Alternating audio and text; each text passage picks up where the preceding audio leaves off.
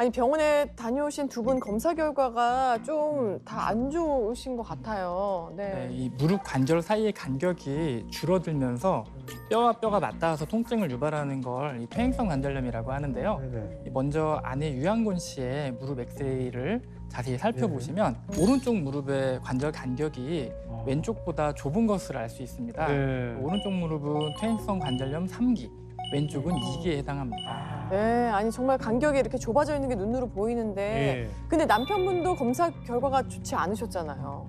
네, 이종구 씨의 무릎 엑스레이를 자세히 살펴보면 오른쪽 무릎은 퇴행성 관절염 1기인데 왼쪽은 4기에 해당합니다. 관절 간격도 좁아져 있지만 이 부상을 당했던 왼쪽 무릎의 관절염의 정도가 심해서 무릎뼈가 자라나온 것을 볼 수 있는데요.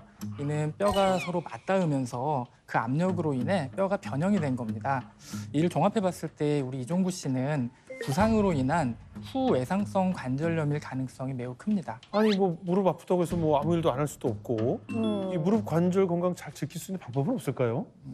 영상을 보니까 유양곤 씨가 무릎이 아프다고 상체를 이렇게 숙여서 네네. 걸레질을 하시더라고요. 네. 그런데 이런 자세는 무릎뿐만 아니라 허리에도 무리를 줄 수 있거든요. 이 손걸레 대신에 밀대를 이용해서 그래요. 걸레질 하시는 걸 추천합니다. 그리고 또 한 가지 무릎 건강을 위해서 두 분 모두 체중 조절이 필요합니다. 두 분이 동시에 고개를 떨구시네요. 동시에. 자, 몸무게가 1kg 늘어나면 네. 무릎에 실리는 하중이 1kg만 느는 게 아니라 4kg로 증가합니다.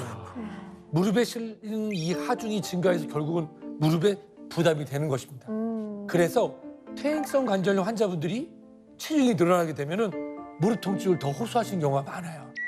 자, 무릎이 아프니까 아유 나 운동 안 할래? 그렇죠. 그러면 더 어려워지고 살찌고 악순환이 반복되는 겁니다. 네. 실제로 살이 5kg만 쪄도 네. 무릎 관절염의 위험성은 36%나 증가한다고 알려져 있는데요.